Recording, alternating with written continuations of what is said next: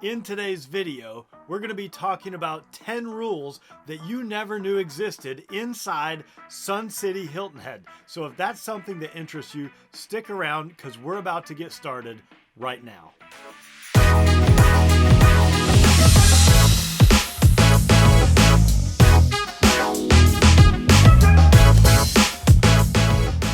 Do you want to know everything there is to know about the South Carolina Low Country, whether it's Bluffton, Beaufort, Hilton Head Island, or Jasper County? Then subscribe below and tap that bell for notifications so you'll be the first to know about everything happening here. My name is David Simcox, host of this channel and a local real estate agent. I get calls and emails every day from people just like you and you and you looking to make their move here, and I absolutely love it. So whether you're moving in 3 days, 3 months, or even 3 years, give me a call, send me an email, shoot me a text, or even book a Zoom call, all in the description below, so I can help you find your low country lifestyle. Now, in today's video, we are going to be talking about Sun City Hilton Head. Sun City Hilton Head is the premier 55 and better community right here in the Bluffton and Hilton Head market. It has amazing amenities, amazing lifestyle, so many things to do. There are over 200 clubs that you can join. There's almost $200 million worth of amenities, from swimming pools to restaurants to pickleball to tennis to dog parks to woodworking shops, softball fields, anything and everything you could ever want to do for grown-ups. It's like a giant college campus for people over 55, and it has really something for everybody. It is one of the most beautiful, clean, pristine, well-manicured neighborhoods I've ever been to, but there's a reason that it stays so nice, and the reason is the rules, and there are a lot of rules. So in today's video, I picked out the top 10 rules that I thought maybe you might not know anything about. So I actually went in and I downloaded the list of rules and regulations and covenants, and it's about a 97-page document. So there are a lot of rules, but I just picked out some that are kind of interesting or different or fascinating, or maybe even just a little bit funny. So that's what we're going to talk about today, the 10 rules that you didn't know about in Sun City Hilton Head, and we're getting started right now. So coming in at number 10, we're going to talk about wildlife, all right?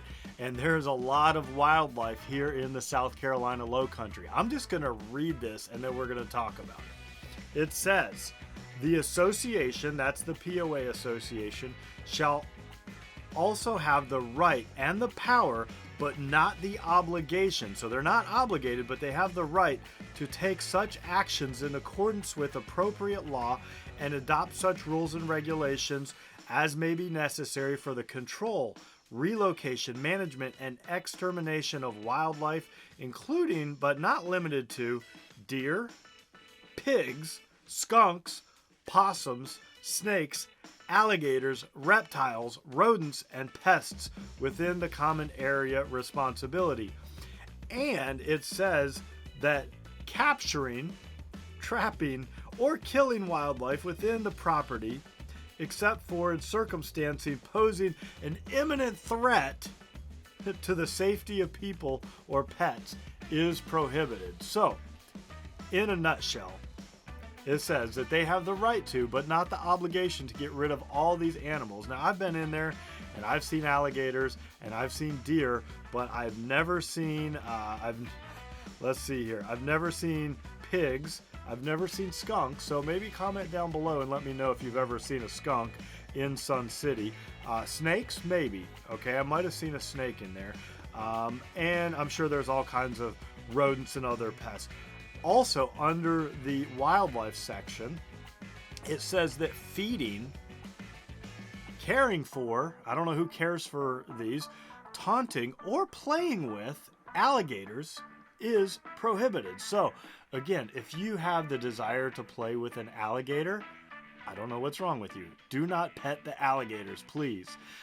That is all the section about wildlife. All right, so now let's go down to number 9. Number 9 is interesting. It talks about freedom of speech, and I'm just going to read this to you. It says, the rights of owners and occupants to display on their lot political signs and symbols of all kinds, normally displayed inside or outside of residences located in single-family residence neighborhoods in individually owned properties, shall not be abridged, except that the association may adopt reasonable rules regarding the use of clearly offensive, lewd, or pornographic wording or graphics in and around the property. So that's pretty interesting, because there are a lot of neighborhoods that I've heard of that do not allow political signs, because they don't want people arguing and fighting about, I love this guy, I love this guy, I love this guy, I love this guy, blue, red, whatever it is. I don't even know what the symbols are for the Republicans and Democrats. The donkey and what's the other one? Comment down below and tell me. But anyway, you are allowed to express your personal opinion. You are allowed to, according to this, put up political signs unless it is offensive or lewd, or, I guess you could say constitutes hate speech. So they do allow some signs, and they do allow you to express your opinion in that way. Thank God. We live in America. I would hope so. It just can't be lewd, so no lewd signs. All right, so now let's go down to number 8. Number 8, this is interesting that they even put this in here, but it talks about activities that are allowed inside the dwelling unit or inside the house. And it says, activities within dwelling units.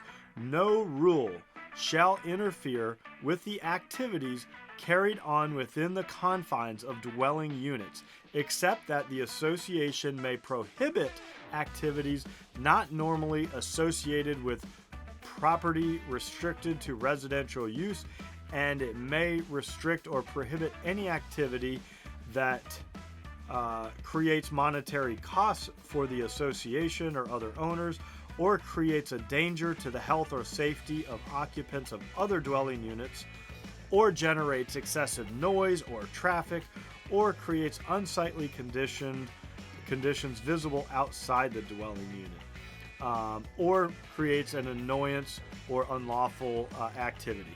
So basically they're saying within your own house, you can do whatever the heck you want, as long as people outside can't see it and it's not affecting them. If you want to throw a wild and crazy party, if you want to have like a crazy rave bash or some kind of wild party, as long as the music's not too loud and you're not like running out in the backyard and getting all crazy, you can do pretty much anything you want inside your own house, as it should be, right? This is your castle, this is your kingdom, and this is America. You should be able to do whatever the heck you want, and they talk about it in the rules. So it is in there, it's in print. I just read it to you. All right, moving on to number 7. Number 7 talks about pets, and I'm going to read it to you, and then I'm going to tell you a little story that just came up. All right, so pets.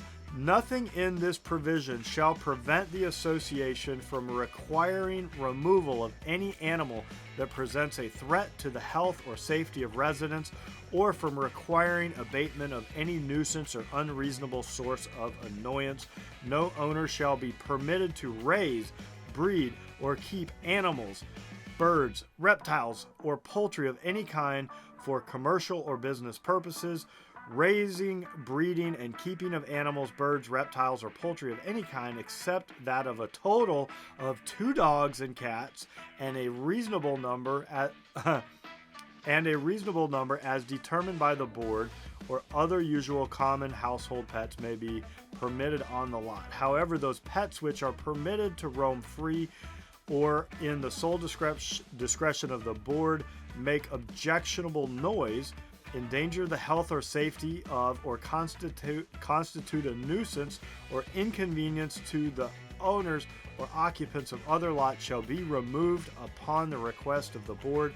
If a pet owner fails to honor such request, the board may remove the pet. All right, so let's sum up all this stuff about pets here. You can't have farm animals. I'm sorry. You can't raise and breed animals for money. If your animal is causing a problem for your neighbors, they can remove your pet. Okay, so just be aware. If your pet is being aggressive and causing other people to be afraid, they can remove your pet. Now, here's the one that recently got me. Unfortunately, I didn't know this rule, and I ended up having to reach out to the board and talk to them. I had a woman that was ready to make an offer, and she's getting ready to move here, and she has 3 dogs. And she said, hey, I just want to make sure that my 3 dogs are allowed. And so I called my my sales rep over in the new construction area, and he said, I think it's just 2 dogs. He's like, I'm not sure, but I think it's just 2. They might make a variance. They might allow it, but you have to apply to the board. You have to fill out all this paperwork. So I called up, and they said that's true. You're only allowed 2 dogs, and you can write an appeal to the board. And sometimes if one of them is a service animal, like if that 3rd animal is a service animal, you might get it waived. But that's something good to know. And I almost made a mistake this week, and I would have felt so bad if somebody would have made an offer on a house and they ended up having 3 pets, and then I find out later they can only have 2. That would have been my bad. So yes, I'm a good realtor, and I do a lot of business, but even I make mistakes sometimes, and I overlook certain things. So it didn't happen. Crisis was averted. My customer knows now that they can only have 2 pets, so we might have to be looking at other neighborhoods. But it is something important to know. So if you have more than 2 dogs, you better start thinking about maybe looking at some other neighborhoods. But anyway, that's it. That's all I'm going to say on the pet situation. All right, number 6. Number 6 is talking about golf balls. And there are 3 18-hole championship golf courses in Sun City. So, of course, they have to have some verbiage that talks about golf balls, right? So I'm going to read this to you, and then we're going to talk about it. So it says golf ball retrieval. They have to put it in writing because I'm sure this comes up sometimes. Every lot and the common area and the common property of any neighborhood shall be subject to an easement permitting golf balls unintentionally to come upon such common area, lots, or common property of a neighborhood, and for golfers at reasonable times and in a reasonable manner to come upon common area, common property of a neighborhood, or the exterior portions of someone's lot to retrieve errant golf balls, provided, however, if any lot is fenced or walls, which fences aren't allowed, so just saying, fenced or walls, the golfer shall seek the owner's permission before entry. The existence of this easement shall not relieve a golfer of liability for damage caused by errant golf balls. Okay, this is interesting. So they are saying that you basically, if you hit your ball onto someone's property or onto common property, you can go retrieve it. There's an automatic easement there. But in an ideal world, you want to get the permission of the homeowner if you're going to go tromping around on their property. And also, if you cause damage with your golf ball, you are responsible for that damage, okay? Just because they live on a golf course does not give you free rein to shank a ball through their back window and say, hey, you live on a golf course, tough luck. You are, according to what I'm reading here, you are liable. So again, something to think about. All right, now we are on number 5. Number 5 is talking about signs, okay? And they do not like signs in Sun City. I know because I am a real estate agent and we love putting our signs up, but we are not allowed to put our signs up in Sun City. So it says right here, prohibited signs, posting of signs of any kind except those required by law, including posters, circulars, billboards, provided one professionally for rent or for sale, unless it's approved by the modifications committee. So basically, don't put any signs up in Sun City, okay? They don't like it and they don't think it looks good. All right, so other neighborhoods allow it, this one does not. All right, so now we're on to number 4. And number 4 talks about how many people can live in a house, right? And I'm sure this came up at one point, so they had to put it in the rule book. And maybe there was 20 people all living in one house. And so here's what they say. Prohibited occupancy of a dwelling unit, that's a house, by more than 2 persons per bedroom. So let's do the math here. If you're in a 2-bedroom unit, you can have 4 people. If you're in a 3-bedroom unit, you can have 6 people. Math question here, comment down below. If you have a 4-bedroom house, how many people can you have living in that house in Sun City? Okay. Number 3, they have to put it in writing, firearms. Firearms and explosives. It literally says firearms and explosives here. Discharge of firearms or explosives within the properties is prohibited. All right, I don't know who's blowing things up out here, but they had to put it in the rule book because somebody probably blew up some tannerite at some point in the past. But they also include,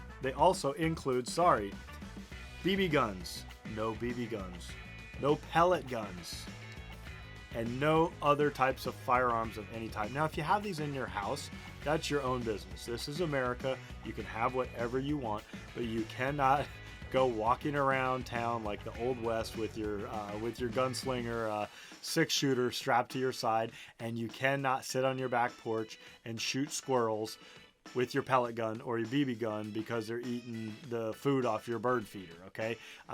It's kind of cruel, it's kind of mean, and they just don't want to see a bunch of dead squirrels around. So please, no guns, no pellet guns, and definitely no explosives. All right, we are down to number 2. Number 2, this is an interesting rule, okay? And this takes some people to get used to. We're talking about garage doors being left open. It says here, garage doors remain closed at all times except when entering and exiting the garage. Excessive interior lighting on any lot, but garage doors, okay? So some people love to hang out in their garage. They like to work out in their garage. They have a workshop in their garage. They want to tinker on their car in their garage. Some people even put up lawn chairs or even a couch out there, and they put like the outdoor carpeting, and they have a TV in there, and they treat it like another back porch, but it's on the front of the house. Now, there's a way you can get around this, okay? They sell these screens that go across the front of the garage, and you don't know if the garage door is open or closed. So if you want to hang out in your garage and have a hobby that involves you being in your garage for a long period of time during the day, get these screens installed on your garage so you can hang out in your garage and you won't have anybody turning you in to the POA and trying to get you fined or get you in trouble. All right, but other than that, they say the garage needs to stay closed except when entering and exiting the property. Last and final, number 1 rule that you probably didn't know existed in Sun City Hilton Head is, drum roll, they do not allow you to put out clotheslines to dry your clothes, okay? Now, my grandmother would be just turning over right now if she knew that, because my grandmother always put her laundry out on the line. She said she liked the smell. Even my mom too, to this day, still loves doing this. They love to put their clothes out on the line and let it air dry, and they like the smell of it and the crispness, and they say they can smell the fresh air. But guess what? In Sun City Hilton Head, nobody wants to see your drawers hanging out on a clothesline in the backyard. So it is prohibited from hanging your clothes on a clothesline in the backyard. So anyway, with all that, I'll give you one more bonus one.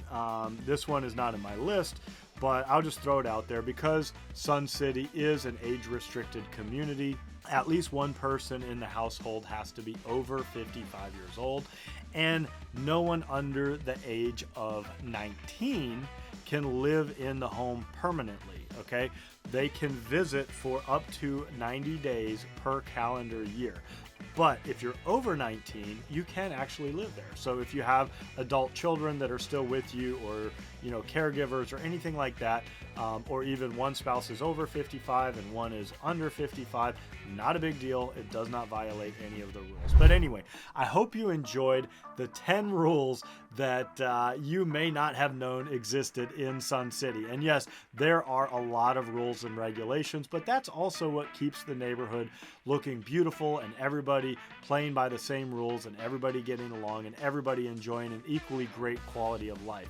Now, if you want to read all these rules and regulations, let me know. I'll send you the 97-page document, and you can read them all for yourself. But anyway, if I can help you find your low country lifestyle, be sure to give me a call, send me an email, shoot me a text, or even book a Zoom call, all in the description below. And if you want to stay up to date with everything happening here in the low country, whether it be real estate or local events or just top 10 things to do, anything like that, be sure and like, subscribe, and tap that bell for notifications, because I do drop at least 1 or 2 videos every week. It's been a pleasure spending time with you. I hope to meet you in person at some point, but if not, at least I'll see you on the next video.